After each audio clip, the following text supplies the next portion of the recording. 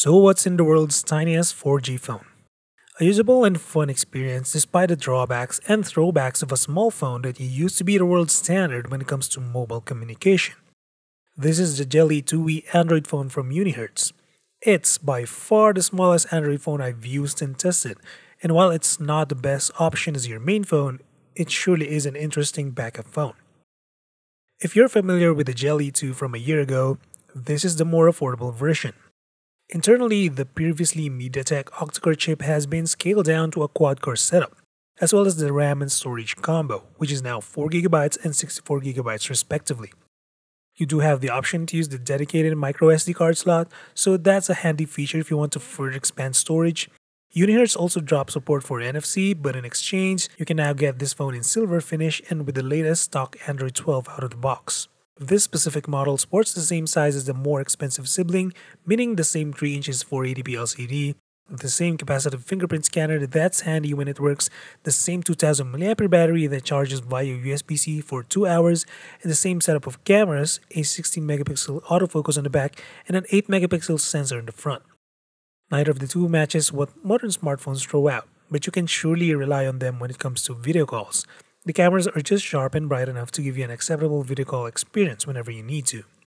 What surprised me, however, is how clear the microphone pickup is and how the south-firing speaker sounds so clear and sufficiently loud for a small phone. It's definitely on the tinny side when it comes to playback quality, but it's really good when it comes to audio and video calling. If that's not enough, this phone still has a headphone jack that works like most standard ones.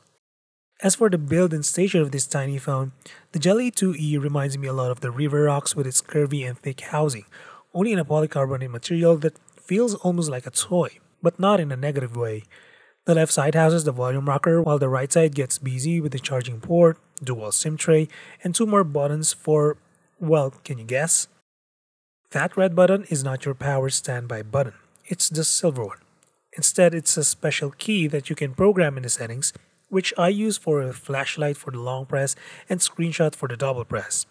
The utility doesn't end there, as this tiny phone can also act as a remote for your other electronic devices thanks to the IR blaster. But as for the usefulness of this phone and its tiny screen, well, it's not bad. The screen may be small and all, but it still lets me read social media posts without a problem.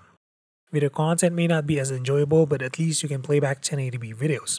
Just make sure it's not 60 FPS as the chipset struggles to play back those extra frames smoothly. During my testing, most of my time was spent scrolling through Facebook, Twitter, and Instagram. While I don't usually do those things with my main phone given I watch a lot of content, for the most part, this tiny phone is more like a fidget toy to me. Other than those things, I also use it to connect to my Bluetooth speaker and have the speaker play for at least 3 hours while achieving a respectable battery life. Given you won't be doing a lot of photo and video taking as well as gaming, you can easily get 4 to 5 hours of screen time on Wi-Fi and significantly less with mobile data. It can even last 2 full days if you just use it passively, like listening to podcasts or music. While the quad-core chip isn't asserting in terms of overall performance, it's the eMMC storage that's holding back the chipset to perform at its best. You will hardly see any stutters here, but instead, some apps might take time to load and open due to that slow storage. To be fair though, it's not like you'd had to wait 5 seconds for an app to load. You'll just find yourself waiting at times.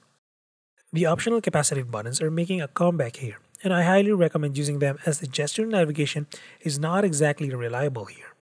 More often than not, you'll have a hard time swiping down for notifications and swiping up to go home. For some reason, however, swiping up to go home isn't being recognized no matter what I try. The Jelly 2E also has a few tricks up its sleeve via intelligent assistants in the settings. You can configure which apps are going to use mobile or Wi-Fi only, freeze the ones you don't need, block the ones from starting, and even turn the screen on as notifications come in. Overall, the Jelly 2 is just a fun backup phone to use. It's not daily driver material, but if you need a phone for emergency use or when your main phone runs out of battery, all without needing to carry another bulky phone with you, this one won't disappoint you. As of making this video, the price of the Jelly 2E has yet to be announced, but considering Unihertz is positioning this one at a much more competitive price point, we can at least expect it to cost less than the $200 Jelly 2. So that's basically it. Drop a sub or like if you feel like supporting the channel, and as always, until the next one, stay safe.